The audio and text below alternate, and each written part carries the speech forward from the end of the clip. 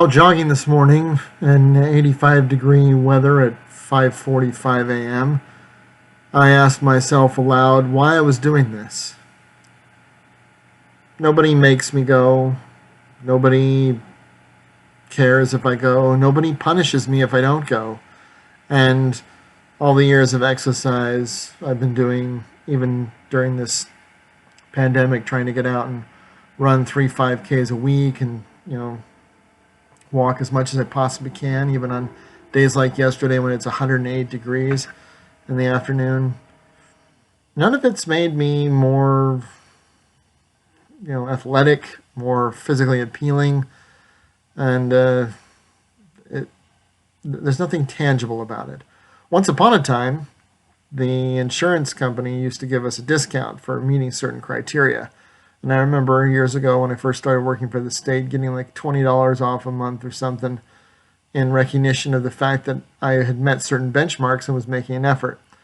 Ironically now, that's been done away with, but if I were a smoker, I could get extra credit to help pay for things to help me quit smoking, which I've always found to be kind of backwards, that there's extra incentives for people who have bad habits and no incentives for people who have good habits. That seems to be, however, how society works, and there's a point I'm building to with this.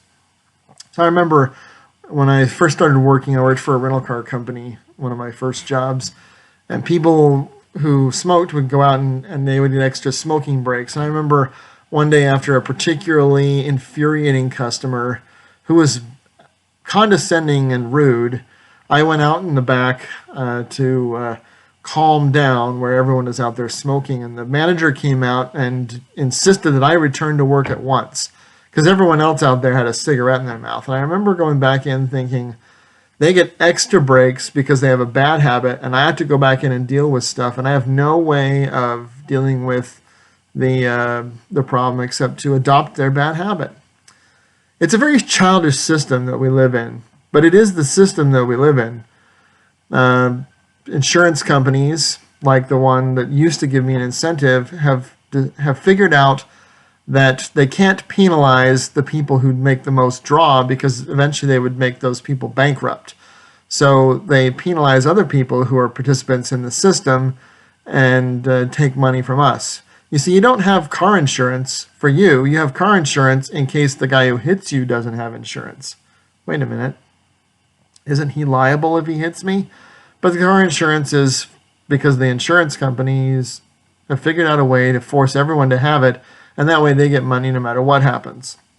And of course, they don't want you to have an accident because then you're hurt or maybe you die and they lose you as a client and then they have to pay money. They would much rather just collect the money and never have to do anything. When I bought my house almost 10 years ago, my primary insurance company at the time was USAA. And the insurance company I went with was a company that could offer me the same coverage for 20% of the price. I remember telling the people at USAA, after 15 years as a customer, this is the best you can do. And the guy at the company I chose said that the nearest he could figure is that they must have lots of claims in the area. And I said, well, that's stupid to charge me hundreds of dollars more a year because other people are irresponsible. But that's how it works. Think back to when you were a kid and someone would mouth off in class. Did the teacher punish that kid? And just that kid? Sometimes, but more often than not, if your experience was like mine, we all had to put our heads on the desk and take a time out, even though I hadn't done anything wrong. And there were times I did stuff that was wrong. Usually it was me not paying attention to the teacher because I was bored, and because they were teaching to the lowest common denominator, and I already knew what they were discussing. But we would all be punished together. And that's how it works in a civil society, somehow. A great patriot once wrote that we are forced to provide a portion of our substance to protect the rest. And the reason why this matters is sometimes we do have the opportunity to decide who our fellows are. In school, we didn't get to pick who we went to class with. When we buy insurance, we don't get to pick who the other people are that the company insures. If you have health insurance through an employer, the only option you have to change the clientele and your co-insurees is to quit your job and get a new one. But that seems a little drastic. because coming together as a society, we have no idea anything about them, and we don't get to vet them. We do, however, have one opportunity to vet those who come into our society, and that is through border control and enforcement. And this is not a border control and enforcement video, but there's a place where we can vet them, where we're going to have enough stupid and irresponsible people born in this country. The last thing we need to do is import stupid and irresponsible people from other countries who will then dilute our resources and put a drain and a strain on those of us who are intelligent and responsible here. But the big problem is that it seems like the intelligent, the responsible, the resourceful, and those with foresight are almost always required and expected by the rest of the kit and caboodle to provide protection for them. There's this air of entitlement that I owe them a living and that I'm somehow to blame for all of their ills. And that's what this video is really about, is if you're in a wreck, why am I paying to compensate for a problem you caused? I, years ago, was gassing up my car on a hot summer day, and a woman came up to me begging for money. It was a Tuesday night, I remember, because I remember telling her that tacos were like $3 for $1 at the place across the street, and she didn't have $1. And the bigger point was that she had a kit and caboodle of kids, and she wanted me to pay for them. And I told her, you didn't ask me for permission to have the kids, and I sure as hell didn't have any of the fun making them.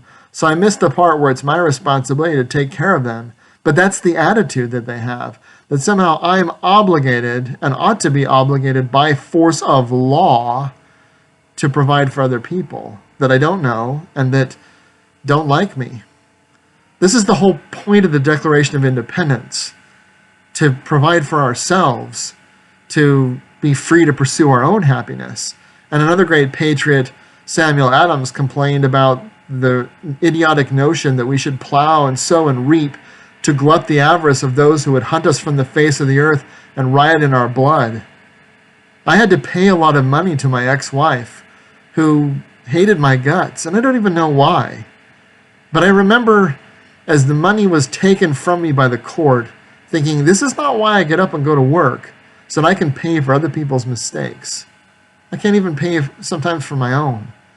I'm grateful that I don't have a lot of expensive mistakes, and that when I do make mistakes, usually I can fix them for a small amount of money. In fact, this laptop is damaged. I've had it for 3 years now, and the hinge right here in the corner, so I broke something on it. So when I open it up, the keyboard separates. So when I push keys up in the top left corner, I probably dropped it somewhere. But I own that. I'm not going to go out and require someone else to compensate for my mistake. I made that mistake. I need to fix it. And so there's a little bit of personal responsibility here. But a lot of people will only do something if there's a reward. And if they're walking around or running around thinking the same thing, I get it. I do it because I chose to. I get up every day and I choose to do the things that I do and to be the person that I am.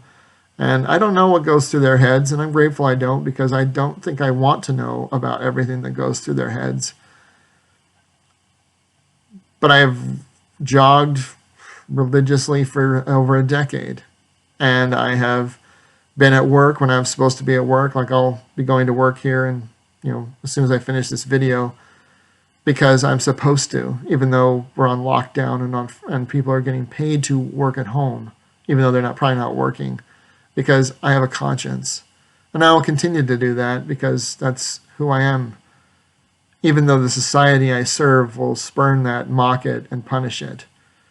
Despite the fact that I've been going to work every week and I've been trying to work from my house, I'm going to take a furlough like everyone else. I'm going to be forced to put my head down on the desk once again with everyone else, with all the other cotton-headed ninny-muggins, and take the punishment, even though I had nothing to do with causing the problem, and even though I'm trying to be a solution. It bothers me a little bit, because society doesn't seem to value or recognize those people until there's a crisis. And then they're not grateful for it. The scripture tells us that then shall they come unto him and say, thou hast clothing, be thou our ruler, and let not this ruin come under thy hand. And if you don't bend over backwards and become a doormat, then you're the bad guy. Wait a minute, I didn't build that, in the words of a former president. You didn't build that, because I didn't build this. I did not create this economic problem. I didn't release the virus. I didn't cause any of this. None of these businesses to fail or people lose money on their bank accounts. I have nothing to do with this. But somehow I'm going to be required to pay for it. It's childish. But it's a cost of civil society. And I wish that I could have a little bit better say in who is brought into my circle, because they choose to bring people into my circle who are an ever-increasing burden on my psyche, on my resources, on my time, on my life. And I do not work so that other people can reap what I have sown. I don't mind if I decide to give it to them, but it is not charitable in any way for you to force me to plow and sow and reap, to glut the avarice of people who hate me, let alone people who don't like me, let alone people who don't know me, let alone people who hate me. And yet that's what I seem to be doing a lot of the time. So you can ask yourself, why are you doing what you're doing? I'm doing it because that's what a good member of civilization does. And when there are too few of us relative to the rest, just like any insurance company, just like any society, socialist system, when there aren't enough who have to give, and there are too many who exist to take, it'll fall apart. It's coming. Maybe not in my lifetime, but it's coming. And when this country falls, it will fall hard. So put away a little bit of food, put away a little bit of money, and pray. Because if you're prepared, you won't fear. I haven't really been afraid during this pandemic, if you can call it that, because I had preparations, and I was comfortable. I was uncertain, but I wasn't afraid. And for me, life has gone on much as it did before, except for I see a lot fewer people now. And fewer people means fewer frustrations. So it'd be nice if we could choose who we shared things with. It's one of the great things that our American liberty was supposed to secure for us, was to be able to decide where we spent our money, how we spent our money, and to what causes we gave it. And then government came in and started taxing us for more and more things, and taking money from me to support things I disagree with under penalty of law. Just like a court took money from me to give to somebody who hated my guts and has wanted nothing to do with me ever since. Once they got their pound of flesh, the Shylarks of the world are either satisfied or they become even more bloodthirsty. So I'm grateful to have been left alone, largely. We'll see where this takes us. Anyway, I got to run, figuratively speaking this time. Godspeed, take care of yourselves and each other, and all my best wishes.